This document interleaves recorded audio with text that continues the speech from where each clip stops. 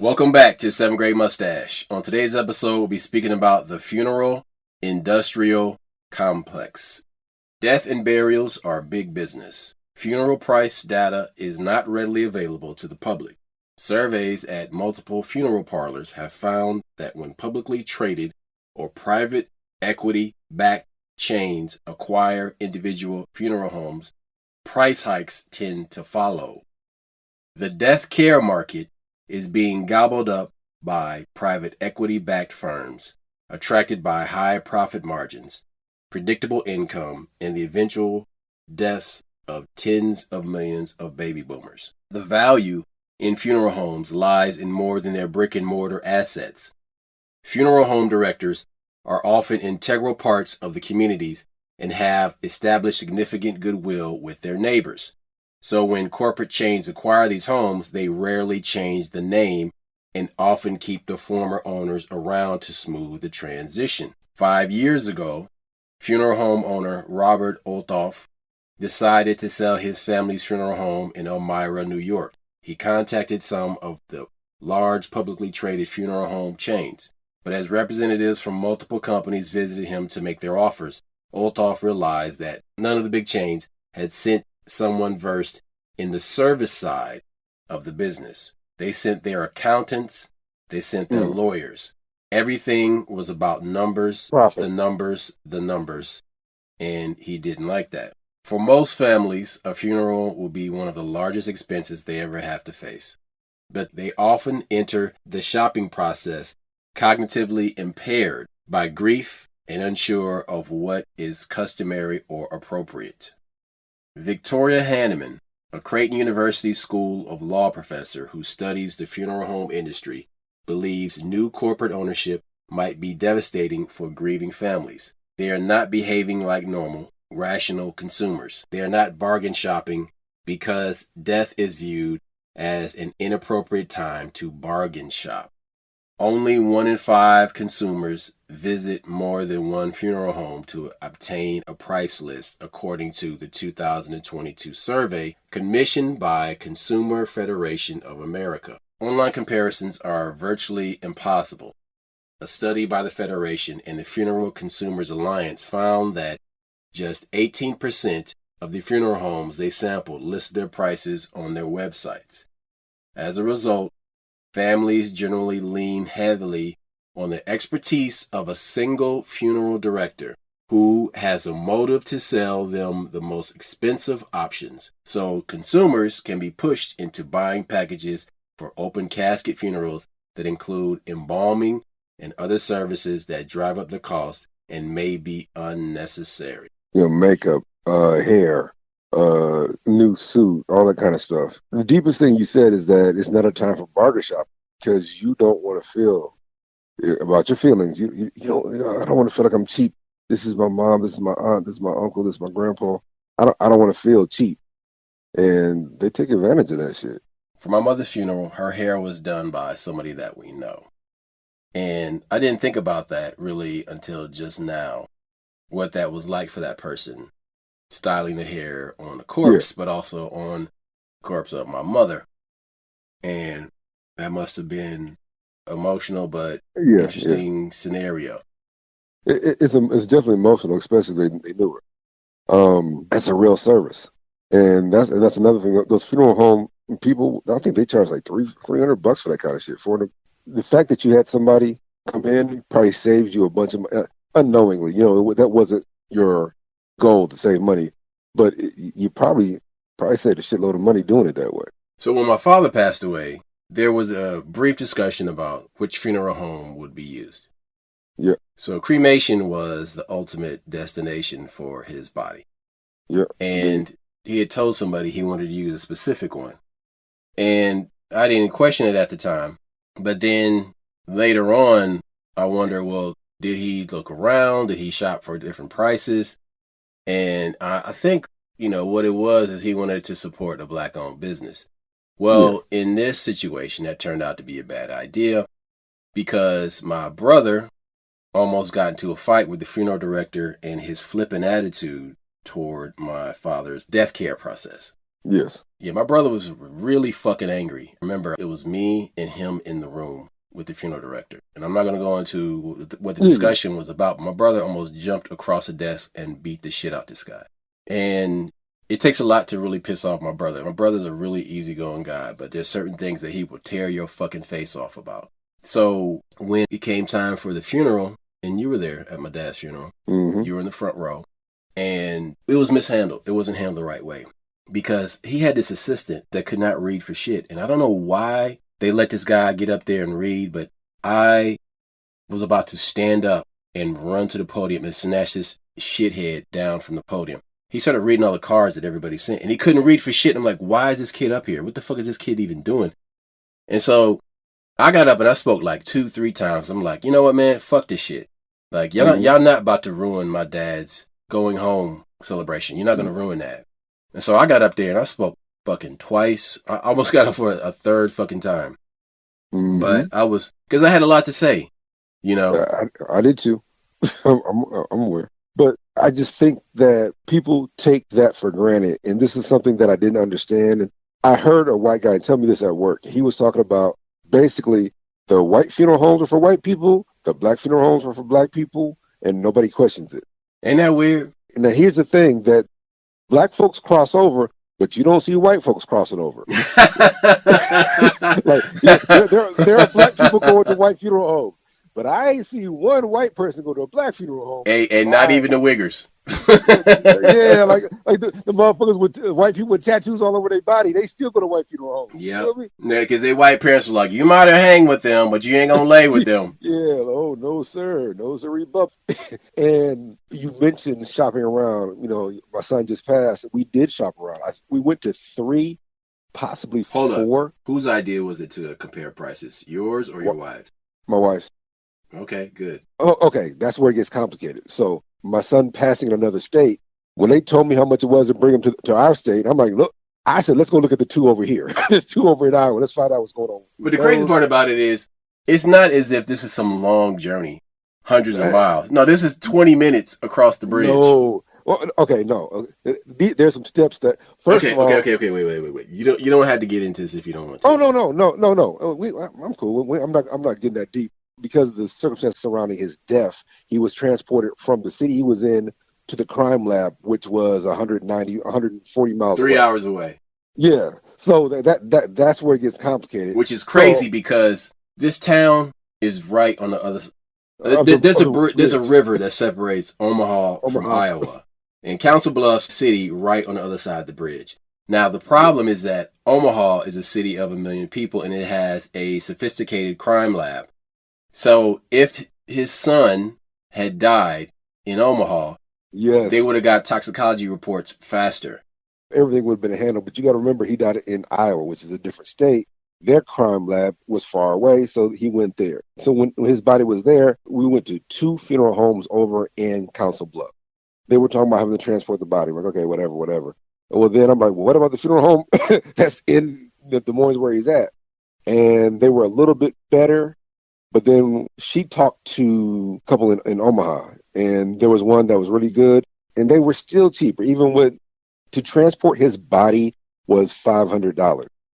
And they were still cheaper than all these people over in Iowa.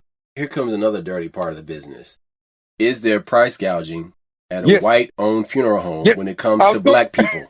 Yeah. So when they saw this... we got some dead niggas. Crank that price up. Yeah. Now, here's where it gets complicated. So they initially handled the body to transport it to Des Moines, or it's actually called Ankeny, Iowa. So these are the ones who initially transported it. But so we're like, well, how much? And they got up there to $7,000 really quick. And I'm like, mother clucker. Like, really? so Matter of fact, hey, you could have said, like, my man, I got a truck. Just put the casket in my truck bed. I'll put a tarp off it, and I'll drive him back myself. Because you know what? Hold on. You said that. My wife thought, like, we could transport him ourselves. Like, oh, goddamn, no, we can't. So why was that not an option? I had a problem with that. I'm like, that triggers your anxiety? Yeah. Touching dead people? Yeah. Okay, but okay, stop right there because we need to discuss this because this is really important. So we have gotten so far away of caring for our own dead because Our Yes. ancestors did that. There were no Yes. funeral homes in the past, so You when you Uncle buried them. Gus got killed or died in the field, you would pick him up, you would wrap his body up, and you would put it in the back of a carriage, and you would take the body down the road. And you would take it to your family plot. Yes, Now, buried it on your land. okay, this is where it gets complicated. I'm talking about my mom's family and my father's family. Our family plot is not on our family land, but our family plot is at our family church. And when I say my family church, it's called Bell Grove. Is a place in Arlington, Tennessee, and all my mom's family's there. My granny Gracie, my So grandmother. hold on a second. Hold on a second. Let me ask you a serious question. When you perish, what do you want done with your remains? Shit, it's up to my wife. If she No, goes it's not. first. It's up to you. No. I already told her. It depends on where we already had this talk. It depends on where we're living, what we're doing. But my family plot is already paid for. My aunt paid for. My shit's paid for. Now, if you want to get jiggy with it, my father's side of the family is one of them AME churches, which is down the lane. It's called Morrow Grove. Imagine who it's named after. Hmm. And so if I wanted to be buried there, I can be buried. I can be buried there. So. But does your final resting place matter to you? Oh man, it does because I want to be buried with my family, but at the same time, I'm also a realist. I'm an adult, so I'm going to put money away. Like my aunts and uncles, they had money put away. They had literally 30, 40,000 put away for the burial. So the plane ride wasn't shit. The funeral was paid for, casket paid for. So my goal is when I hit 60 is to put away 30, 40,000 for that. So then it's not going to be a burden, and whatever I Where? decide to. Tennessee. I probably would be buried with my mom and everybody else on my mother's side of the family. Hmm. That's just it. I know it don't matter because you're gone or whatever, whatnot, but that's what I want. So Um, you want a burial, no cremation. nah, burial. Why? That's what everybody else out there is buried. On my mom's side, like I said, they tend to put the money away, so they have enough money, and cremation ain't that big a deal. But if you ain't got money put away, shit, cremation's the way to go. And that's See, not Destiny, but but see, I see it differently because it's to me, it's not about the money. In my view, your vessel is gone, and it really that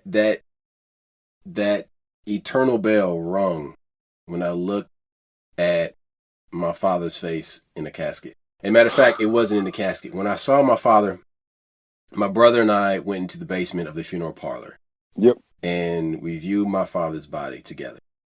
And the guy left, and he left me and my brother there together. yep. And it was something that changed, that solidified my perception It of. changed how you view the situation because Let me speak my piece, man. It solidified my perception of what happens to the soul after life, after death, and then what the body really is. And when I saw him there, it looked like an avatar of all of his decisions. And mm, it didn't, his essence wasn't there. The thing that animated him was not there. And then when I saw my mother laying in the casket, and I'm looking at her, and I'm like, she's gone. This mm. is an avatar of all of her decision. And so when I'm looking at my dead parents and I see them there, I realize that it doesn't matter if you get buried or not because Yep.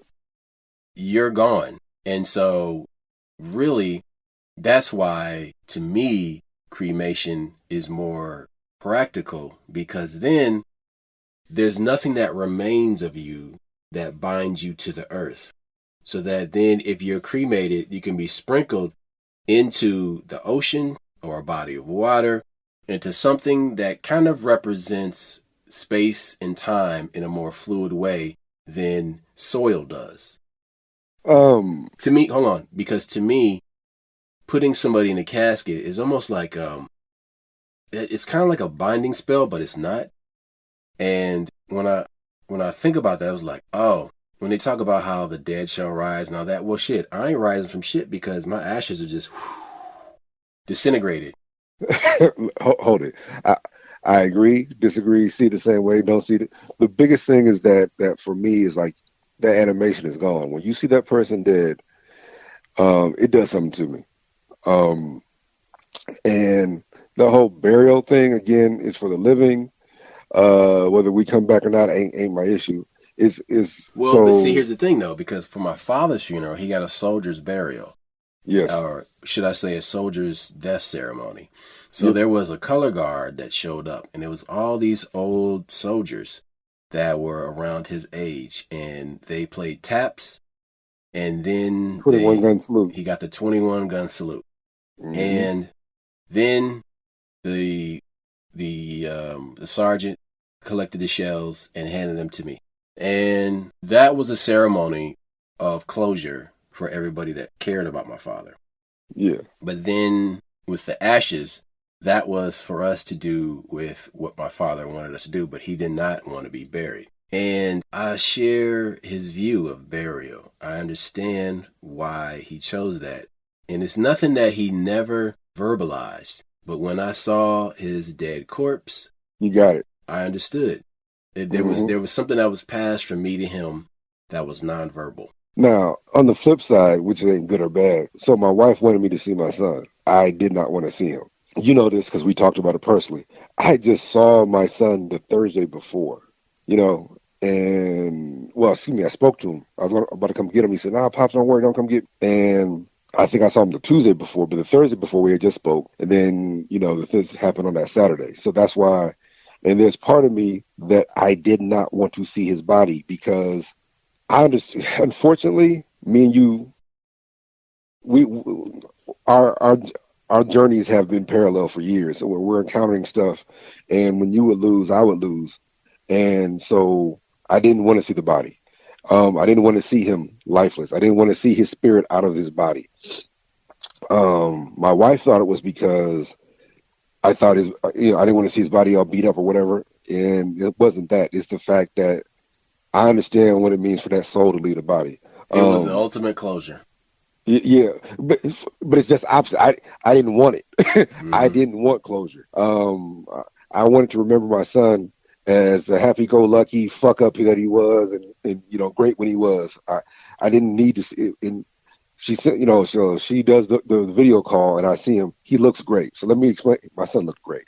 Um, he had just got a haircut. His sideburns were long. He actually looked very good. So what she thought what it is I didn't want to see the body without the soul in it because this That's when you I'm knew. That's when you knew the show was yes, over.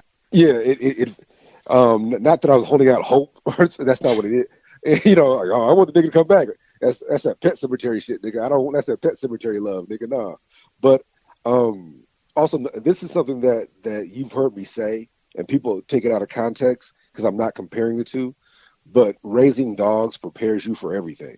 And when I say that is that you're like God to the like, and you know this. My favorite dog of all time was Tenacious, my red nosed pit. Pokey was number two because we grew up with Pokey, but my red nosed pit. And like I said, I had him for like 15 years. Yeah, I got him in college, had him all the way, um, maybe 16 years, somewhere around there. And when he died, and then my other dog died the next day because she died in the morning. They couldn't live without each other, but that's a whole other conversation. But seeing that the guy come get my dog and just the way he handled the body, I was about, like I said, he almost dropped him because the dog was heavy, and I was about to beat his ass. Then I realized once I got a good look that his spirit was not in that body. That was just that vessel, and I can't be attacking people over a corpse. You know what I'm saying? Uh, Um, I disagree because I uh, disagree well, because this may be a job to you, but I'm gonna tell you something. If you feel like you cannot do this, you need to tell me, tell and me I'll right do it now. my fucking self. Because Tell me right if now. I show that you display any disdain, I'm gonna fuck you up, and Oh my there's no more God. talking. You don't understand how many times I've been at funerals on the verge of hitting somebody because I didn't like the guy who was talking. And oh man, What? Well, okay. This is the problem that I had at my father's funeral, and that's why I got up there more than once because I'm like, I have to defend this ceremony. I'm not gonna let incompetence ruin this ceremony.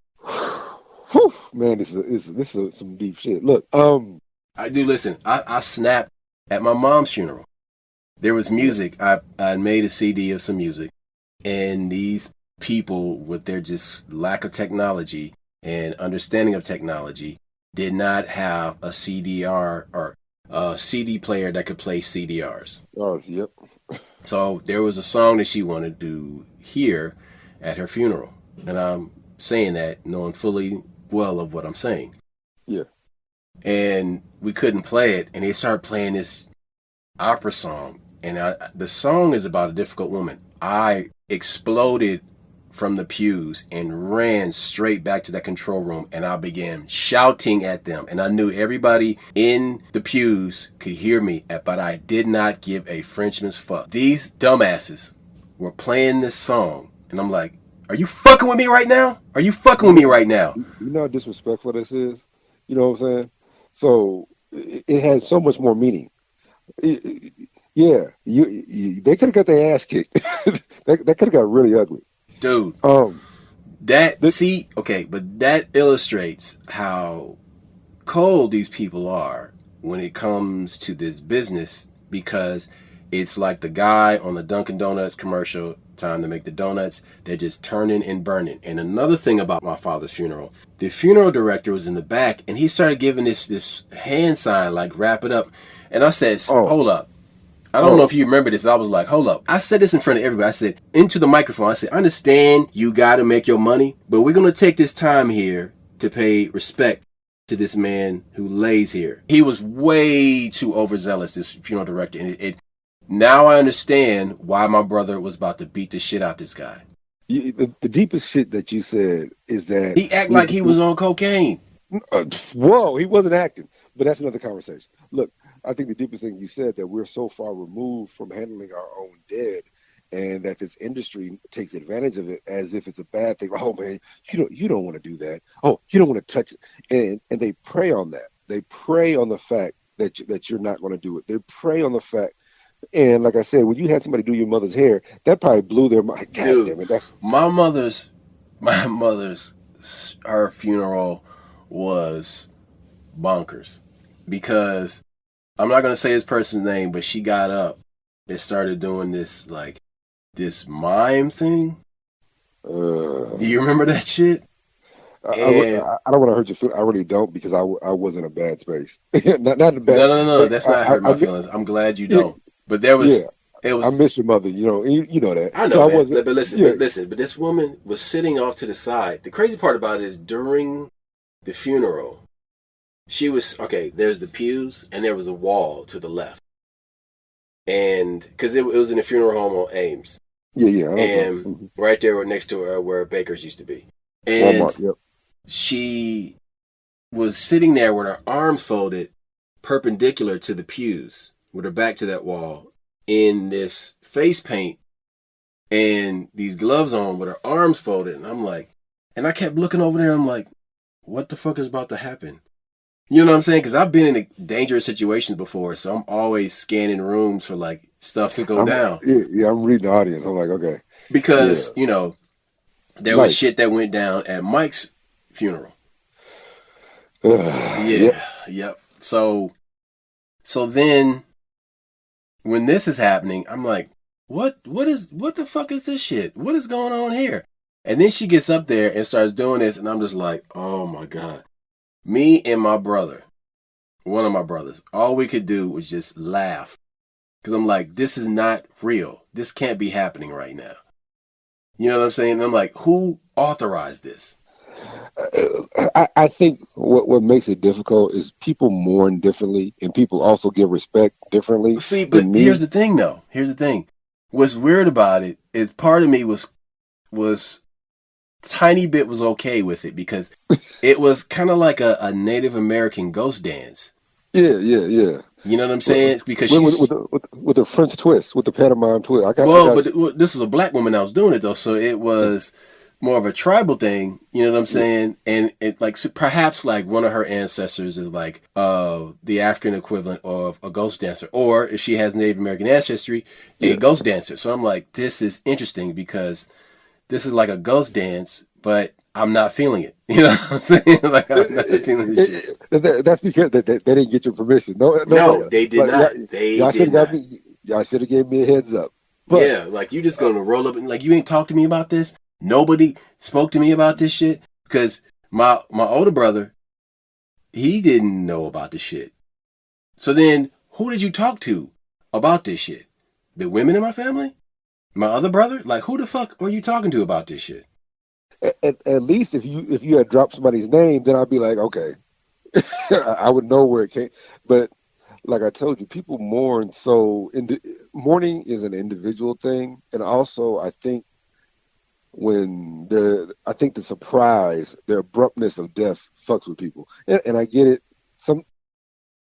This. My great aunt was 104 when she passed, and I still cry. A lot of people are like, well, they're older, or this, whatever. It don't look. I cry. Yeah, I cried at your dad's funeral. I don't. Your dad could have been 150. I still would have cried. You got to understand that What these that's a people loss mean to us. to me. Yes, yes. And so, and when a funeral like your dad probably, like you said, picked a black funeral parlor. I'm proud of him for it. But yeah, they could have did a better job. Yeah.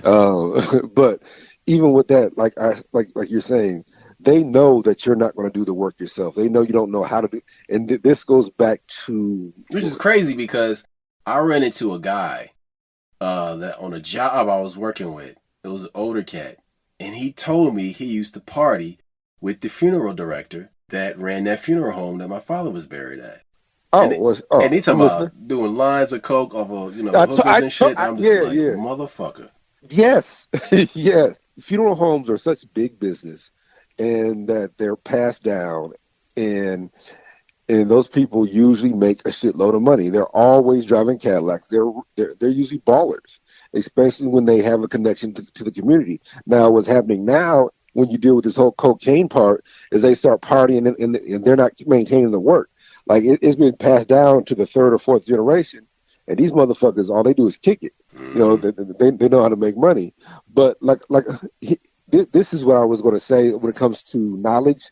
We've lost, as a community, as a society, we've lost knowledge of certain things. Okay, this is why I want to interrupt you at this point, which makes me think about when people start dying, why can we not just say to the police, I want to collect a body, I want to collect the body, and I'm going to bury the body on my land. That's not against the law. No. That's exactly. Well, hold it. What I was going to say is, when you look at society, we've forgotten how to plant food. We've forgotten how to build a house, and we've forgotten how to take care of our dead. And what society did is it slid in with industries. Oh, we'll take care. Well, we build houses. Oh man, shit, you can't be no farmer, nigga. You can't grow your own food. You're crazy. It's bad for in fact, they're saying right now, if you grow your own food, it's bad for the environment. So then you can grow your own food. You can bury your own dead. So it has me thinking about, all right, well, I'll just buy some land. And as the members of my family die, they can be buried on that land. On our, and that's why I said our family plot. Most of the family plots, like with my wife's ex-husband, their family plot is on their family land in Louisiana, and so that was one of the questions: Are we going to take my son down there? And they're talking about $6,000, but that's another conversation. But the bottom line is that down south they still have family plots on the land. Now here's where it gets complicated. If you sell the land, most of the people still keep the family plot, but that's another conversation. But that's tricky. It really is. So check this out. There are many instances where private and public money disregard burial sites and develop over the land regardless. Yeah, poltergeist, motherfucker. In a story dated May 13th, 2019, they just had to do it on the 13th, huh? The headline is Slave Cemetery Found on Georgia College Campus. Oh, wow. Countless hidden or paved over slave burial sites and black cemeteries are scattered across the South, but they keep Yes. getting discovered. Thomas Bonner was a part of a prominent family that owned hundreds of acres across Carroll County with plenty of slaves to tend the land. In 1860, Bonner was the county's fourth largest slave owner with 24 enslaved Africans on 350 acres, according to the documents from the Georgia Historical Society. Many times in the 113-year-old history of the University of West Georgia, students have picnicked, played frisbee, or casually walked across a small grassy plot of land in the middle of the campus. Wowzers. The school west of Atlanta was once the home of Thomas Bonner, one of the 19th century's largest Carroll County slaveholders. In 1906, the former Bonner plantation was turned over to the state, where it eventually became the core of what is today the university. Few visible remnants of the plantation remain, most notably the Bonner House, which serves as the university's welcome center. But recent archaeological tests suggest the long-forgotten remains of Bonner's enslaved Africans might be buried there. The University of West Georgia will be added to the long list of colleges and communities who find themselves challenged with the questions on how to deal with newly discovered remains of former slaves and Reconstruction-era African Americans. No, so the reason that this is such a bad thing or such an important thing, one, I read an article about this a while ago. It was the same. I think it was an apartment complex was trying to expand, and when they broke the ground, they found a bunch of graves, and they did the DNA, yada yada yada, the rest. But the other part that comes into question when you find these grave sites, sometimes they're not slaves. Sometimes these are black folks that were killed to take their land. There's they find what happens is they find what they call a mass grave.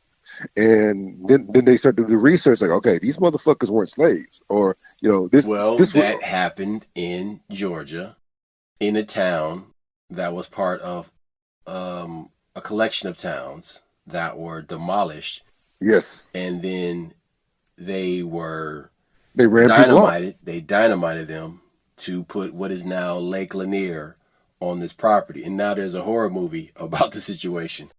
And look, we've talked about this on past podcasts. I'm only bringing it up because there is a history of putting lakes on top of black towns and black grave sites and black, what's the word I'm looking for? Archaeological sites. It's crazy how many people drown in Lake Lanier, and these people are excellent swimmers. Oh, if you telling me the spirits ain't grabbing their legs, or if you telling me them catfish ain't getting to their ass, like, yeah, motherfuckers don't make it across, because we always talk about Indian burial grounds, because, black folks is Native American too. And y'all motherfuckers, if anybody was going to haunt somebody, it should be the slaves. I be watching the ghost hunters. So you say ain't no slave ghosts doing shit? No, like you said, the reason these motherfuckers they're in that lake, they're swimming, something happens to them. So paranormal or normal, whatever, something's happening to these folks. So there's another instance that was covered in the Atlanta Journal-Constitution newspaper on May 28, 2012. The article is titled, "Gone and Almost Forgotten, Slave Graves Along Interstate 75. Ugh. The 53 headstones represented most likely only a fraction of the slaves buried on I-75. The graves are what is known as the Gilbert Cemetery, once an acre of land at the Cleveland Avenue Bridge. Thousands of commuters catch a glimpse of the headstones daily on a plot of Department of Transportation land cut off from any visitors by the ramps in the area. So it was crazy is because Cleveland Avenue, where it crosses over 75, that entire area is a black neighborhood. So, forever. It's been a black neighborhood for the longest time. Before we went on the air, we just said something. So I want to say this on the air. I said there was two catch-alls that they love to hit us with. fashion and slavery. And I hate that because when you sit here and say it's a slave grave, now all of a sudden people ain't investigating it.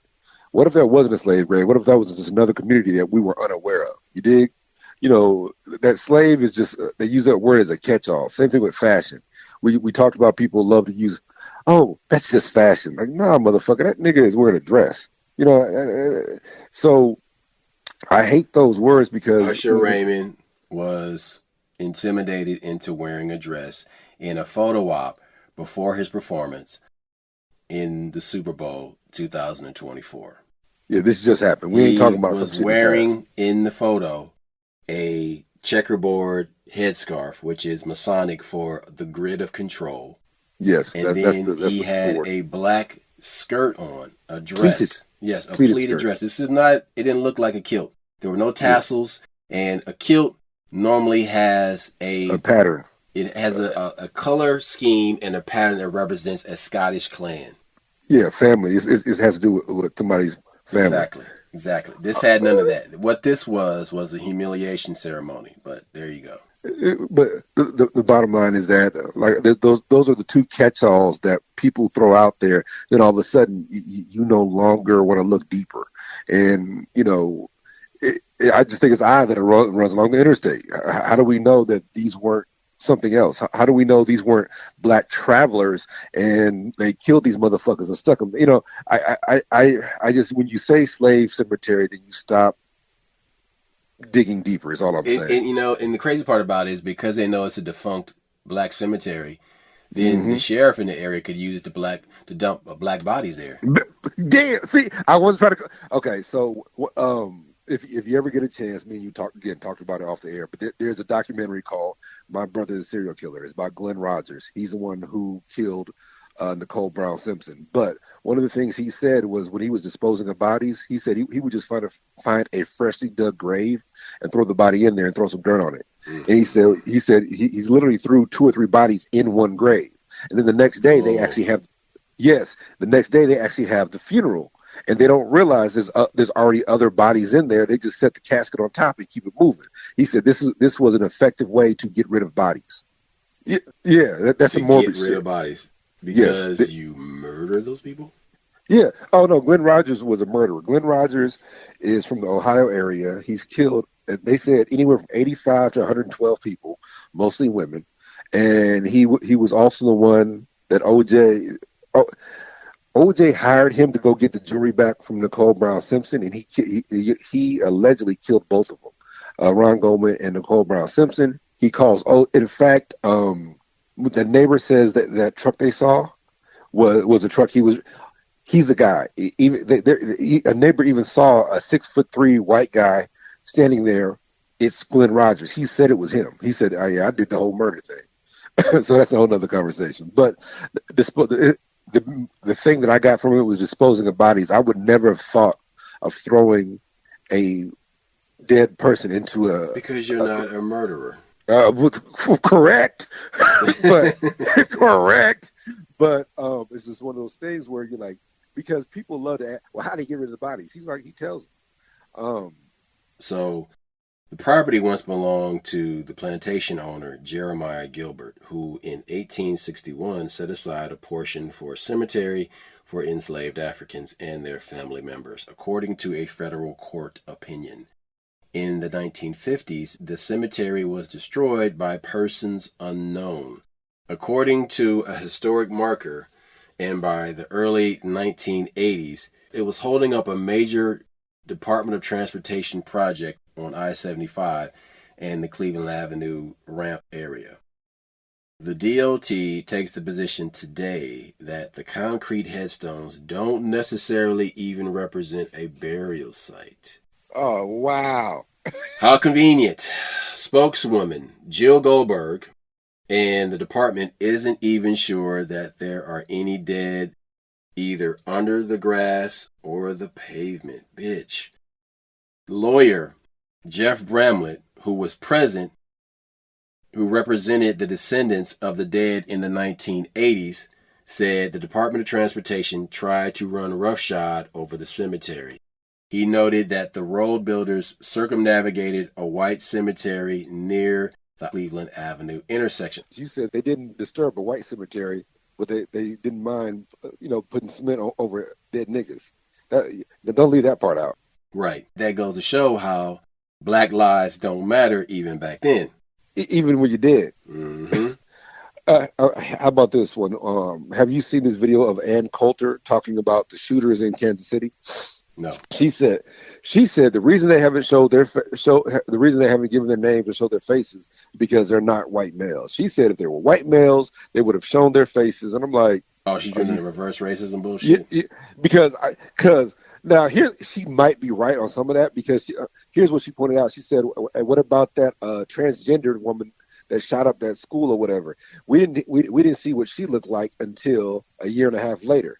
And she's right about that. So, but I'm telling you, on the local level, let me tell you how it is on the local level. When you sit here watching the news in your town, if a black person does something, they give their name, their family's name, and they show that picture right away. But if it's a white man or a white woman, they're a minor. This nigga's 36 years old. He's a minor. We can't show his face. And sometimes you got to watch the news for 2 or 3 weeks. No, he was a minor. He fucking dug for gold. Exactly. So I will say this: she may have been right on the national level because there's an agenda being pushed, and they don't ever want to make a transgender but on the local level, yeah, they showed them niggas. You know what I'm saying?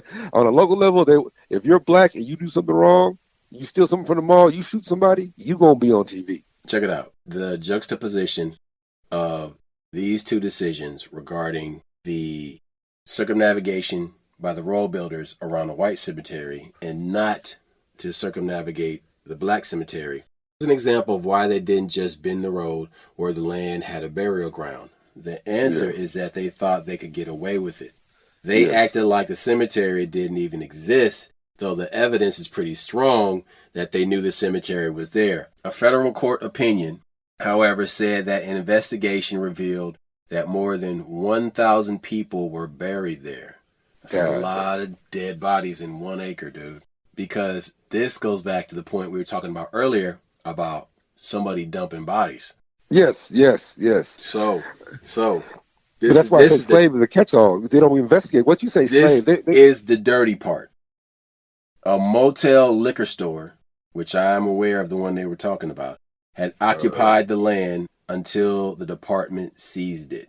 The owners believe the cemetery hurt their business and removed most of the headstones. Oh my God. Listen to me. Many of the graves had not been marked, but the DOT did find headstones inside the motel's basement. Holy shit. Holy shit. That's fucked up. Hold it. Hold it. Wait a minute. Something you said. Let's go back 6 minutes. You said, this lady said, Goldberg, headstones don't mean there's bodies there. What about that part? Right. She literally said, but I hope the bodies were in the basement. Is that what you're saying? We found some headstones, but we know for a fact they weren't on top of bodies. They were in the basement of the hotel liquor store.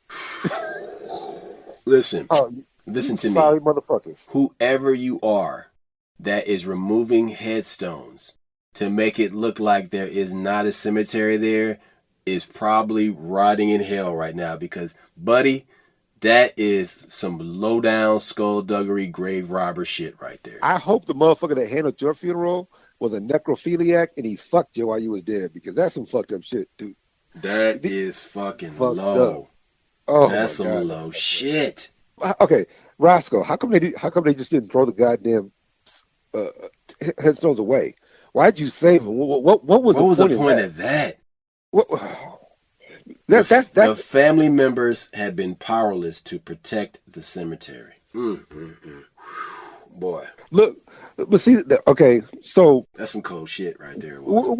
This tells you that, okay, I know I'm doing something wrong. Why don't you just throw them in the back of a truck, toss them in a river, get rid of them? But you saved them. You kept them. What was the point of that? Yeah, and the thing is, you notice this transpired over years. So if you were smart, I would have got rid of one of these motherfuckers once a month. Like, okay, we got a headstone right here. Let's put it in the back of the van. But this wasn't one guy that was doing this. This is probably multiple guys over the course of time that did this. And I'm like, So these guys, you sitting around playing cards one night with some cat you don't know. Your buddy brings some dude in to play a hand of cards, and y'all start drinking, and motherfuckers start talking, and you're like, yeah, man, I work in That the cemetery is fucking cemetery. with my business. It fucks with my business. We ain't getting all the customers we can get because they Or look over you there. one of the guys that fucking removed the headstones. Man, at that point, I just lay down my hand of cards and I just walk away from the table. I'm not playing this hand. I'm out. I ain't playing with I'm this out. motherfucker. I ain't drinking with this motherfucker. I ain't smoking with this dude. I'm not dealing with you at all because darkness follows your ass. You deserve what you got. Bro, that's Whatever. some evil karma you got creeping up on you if you are doing that kind of shit. So you said some deep shit about that lake. People who are good swimmers. I'm like, these lakes got to be haunted. Like I said, how many times did they put these lakes over black towns, black cemeteries, black archaeological sites? Like I said, the one I always refer to is the one in 1933 where they found an Egyptian temple and archaeological site in Tennessee, and then they put a lake on top of it. I hope these dead niggas is killing swimmers. I'm hoping they grabbing somebody's leg and pulling them to the deep blue because that shit ain't right, dude. What's crazy is how deep the lake is. So there's in the lake, what they found is there's trees that are like 6 to 5 stories tall under the water. Buried. Oh wow, that's deep. That's at least Super 30, 40 deep. feet. So Yeah. then, what y'all gotta understand though is there's the bodies of the people who died who resisted, who were left there on that land when they knew they were going to. Because there's people who fought back, and then some of those black people got lynched or probably hung to some of those trees that were there Yeah. when it got flooded. Dude, talk about a visual. That's why they talk about some of these catfish being so big. You know that's because catfish will eat dead people. Mm-hmm. And so some of these lakes will have these like 200-pound catfish, 300-pound catfish. That's because they're feasting on corpses. And then you catch that fish and you eat that fish. And I'm not eating that fish. Yeah, I don't eat anything over 6 pounds. If it's over 6 pounds, it's a catfish. Nah, man, that shit tastes like shit. I don't eat these scavengers anyway. But listen, let's move on. So the Anglo fascination with Indian burial lands stretches Yes. back at least to the 18th century. The Yes. revolutionary poet Philip Freneau was one of the earliest to approach these sacred lands with a mix of exoticism and foreboding. In his 1787 poem, The Indian Burying Ground, he saw the spirits of vanquished Indians still hunting, feasting, and playing. The poem Wow. goes as such. Thou stranger, that shall come this way, no fraud upon the dead commit. Observe the swelling turf and say, they do not lie, but here they sit. Don't leave this one out. You know this, and I'm just saying this for our listeners. You do realize why it's so hard for them to find these Egyptian tombs or these mummies, right? Is because in the 1800s, white folks was crushing up mummies and eating them. Mm-hmm. They were making coffee. They were. You don't think there's going to be some side effects from that bullshit? Oh yeah, larger dick syndrome. That's what they was worried about. They're looking for a bigger dick. But let's not forget that that's why. Or Osiris dick, it don't work. It's dead. Bury that motherfucker. But no, that's a real thing. That they talk about. We can't find money. That we have difficulty finding mummies now and identifying this, that, and the other. Or that's why King Tut was such a big deal because his tomb was intact. But these motherfuckers was digging up mummies, whether they were cat mummies, people mummies, dog mummies, whatever, and they were grinding up the bones and consuming them. So let's not leave that out. That's some real shit. This is something that can be proven. So what I'm saying is, trampling somebody's grave is a European thing they've been doing for years. Like when they find their graves, they might leave them alone, but they find somebody else's graves, they want to explore, dissect, consume, or hide body. There's something out there that we just need. That's the elephant in the room that we need to address. That's all I'm saying. During the years that Stephen King wrote Pet Sematary, the state of Maine was involved in a massive legal battle against the Maliseet, the Penobscot, and Passamaquoddy bands of Wabanaki Confederacy Indians. Oh, Wabanaki. Okay. Beginning in 1972, the tribe sued Maine and the federal government over lands to which they were, by federal law, entitled, which amounted to 60% of the area of the state. Long inhabited by non-Native Americans in Maine, the land in dispute was home to over 350,000 people Oh wow. who would have needed resettlement had the tribes been successful.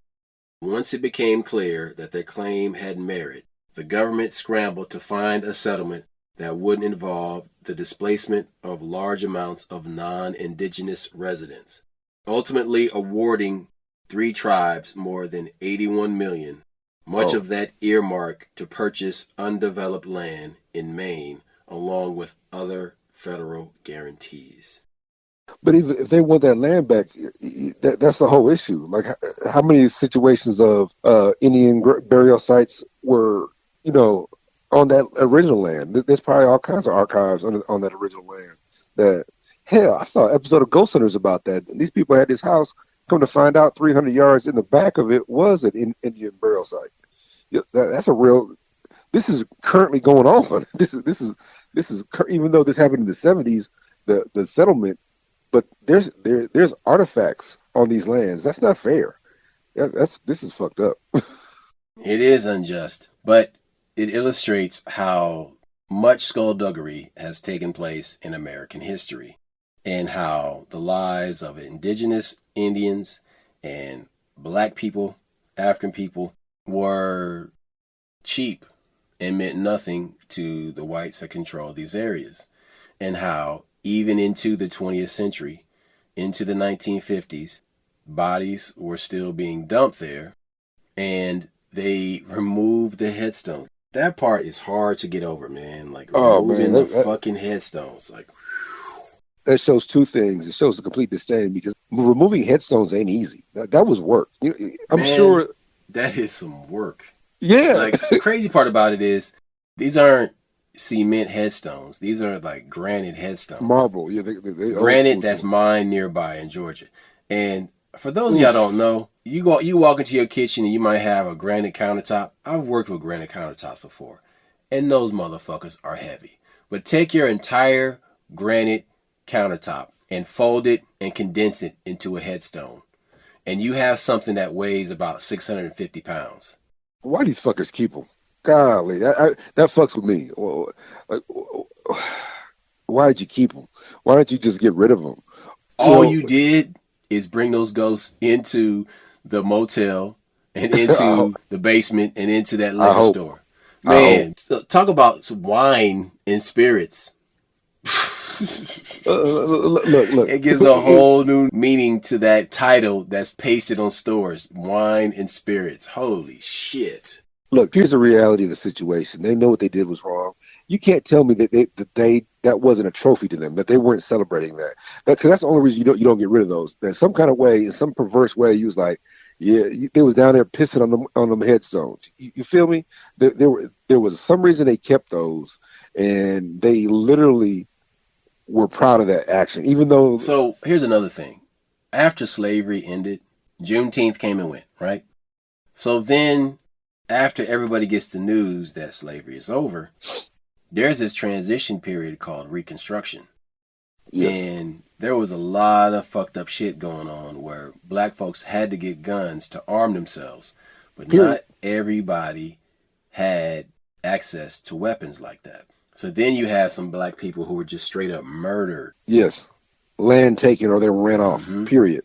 And then, the crazy part about it is white people got reparations for slavery. Yes, they got a check for the slaves that they had let go. Right. But so they don't want to pay us. They don't want to give that money back. Well, that's because they consider it paid. You have to understand how this mind works.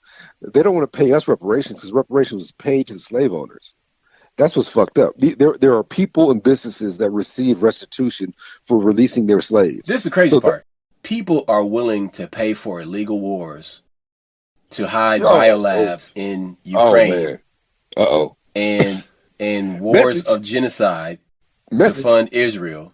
But you don't want to pay back black people for building a country that you enjoy the benefits of. Let me tell you something. I come into contact with rich white people all the time in my line of work. And I'm in their homes and I'm on their land. And I see the benefits of slavery, how they reap the rewards of slavery. But hey, Roscoe, don't leave out the most important part, which me and you always talk about on the podcast. A lot of black folks are Native American. A lot of black folks could be getting checks, but we're so convinced that we're African. And when look, your father had all kinds of Native. I don't. What tribe was your dad? You know, Black that kind of stuff. Yeah, and you can look at this man and tell that. Yeah, he. I'm not saying he had no African blood. That's not what I'm saying. What I'm saying is No, the he Native American. looked West African and Indian at the same time. Same. He had both features, but that's how South Carolina is. The Geechee Gullah No, tribe. he's not from South Carolina. He's from North Carolina. North Carolina, excuse me. But if I'm just giving South Carolina as an example, you got people talk about the Geechee Gullah tribe. Geechee was African. Gullah was Native American. That Gullah tribe originally came from Georgia. So when you realize that we were already over here, but the point I'm making is that slavery stole our legacy, period. Not just stole who we are and where we come from. Whether you came from Africa, you don't know who your family is, or you were already over here and they enslaved you, because you got to remember they enslaved the Native Americans first. So it's just one of those catch-alls that just erases the memory of a culture, of a people. That's some fucked up shit. And that's why when you sit here and have the audacity to run a freeway over my grave, all you're doing is making it harder for me to find my history. You know what I'm saying? But when I find it, I'm going to beat your ass with it. You know what I'm saying? Like, forgive me. Go ahead, brother.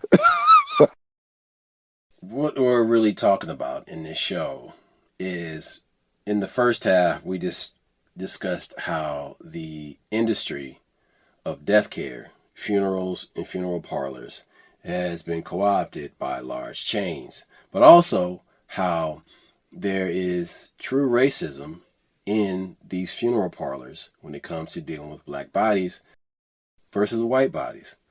So then also, when you look at that and how these private equity chains are buying up these funeral parlors, use your experience with other industries and what happens when they become deregulated. Now, it's not the same thing, but it's similar, because then with deregulation, everything gets cheaper. Bargain shop is what my brother's telling you. Don't take this moment Watch me to now. let Watch somebody. Watch this. So then what happens is that if you extrapolate that 50 years in the future, so then are we going to see a gig economy of funeral homes? Oh my God! So Exactly. They just pick you up and just dump you. Exactly. So then it becomes so normal for a guy with a box truck to show up and pick up a dead body and then take it to another place that handles the cremation or the handling of the body preparation for a funeral for even cheaper. So then all these prices come down, which is not a bad thing, but the attention to care for the family members goes away completely. The only question we got is what they're going to do with the bodies. I don't need y'all eating my loved ones, motherfucker. You know what I'm saying? When you ate them mummies and shit. Bro, you got to be careful. Took the headstones off the grave in the Gilbert Cemetery near I-75, and they put them in a liquor store basement. Dude.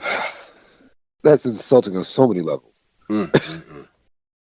I think also, since you know the area, like when you have a connection to something, it's like, ooh, it just makes it that much more fucked up. Like, for real, I'm driven by that hotel. You know what I'm saying? You know what's funny is that for somebody who has discernment, when you pass by a cemetery, it has it vibrates differently than every other place around it.